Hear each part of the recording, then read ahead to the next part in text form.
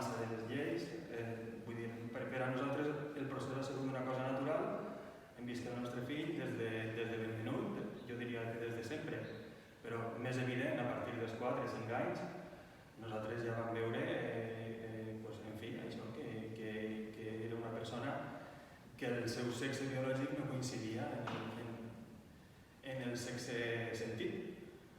Llavors ha sigut un procés molt natural durant els anys en el que nosaltres no hem volgut tampoc forçar ningú pas, hem deixat que tot transcorria amb naturalitat i a poc a poc hem anat donant informació al nostre fill per a que vegera un poquet les alternatives i les possibilitats que n'hi ha avui en dia.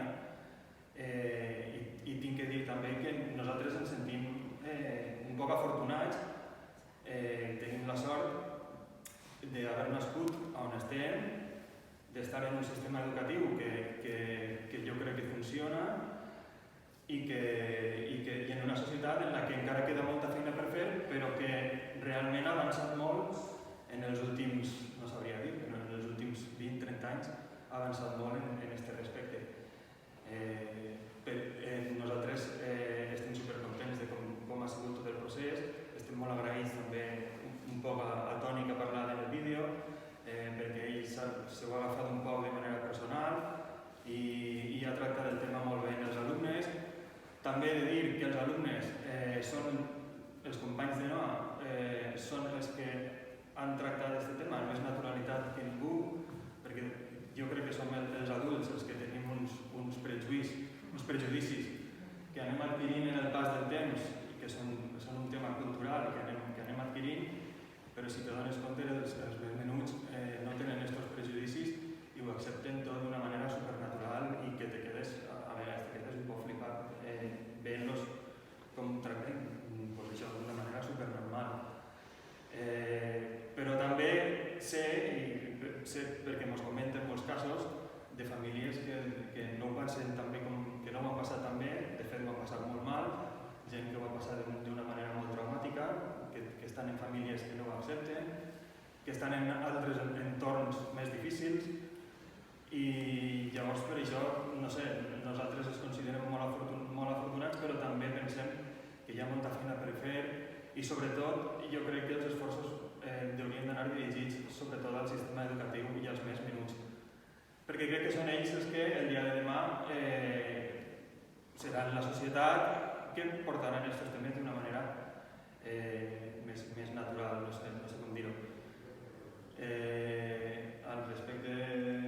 Sí, sobre todo nosotros lo hemos visto, bueno, voy a hablar en castellano, que es mi lengua materna.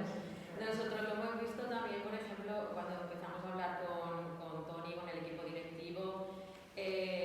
También tenemos que decir que fue Noah quien dijo, mamá, papá, empiezo inhibidores, quiero empezar inhibidores y quiero que se lo digas a Toni y que me ayude a hablarlo eso en clase, ¿vale?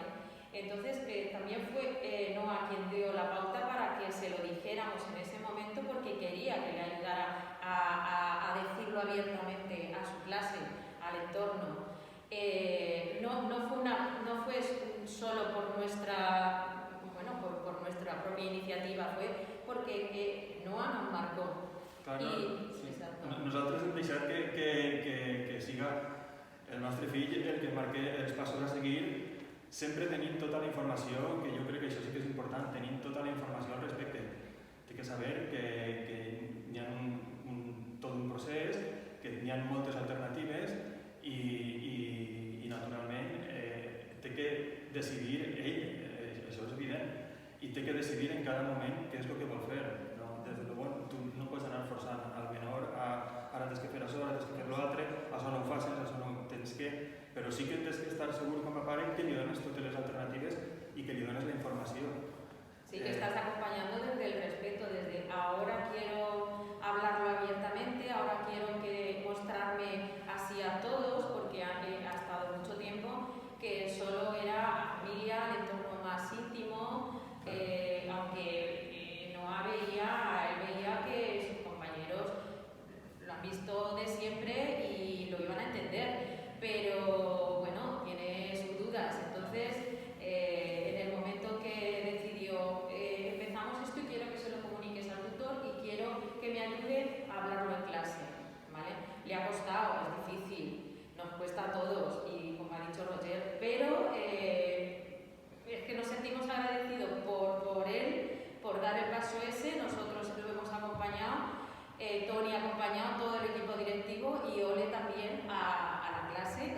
emociono. Ole, a la clase, a todos sus compañeros, porque de verdad, ha sido fascinante.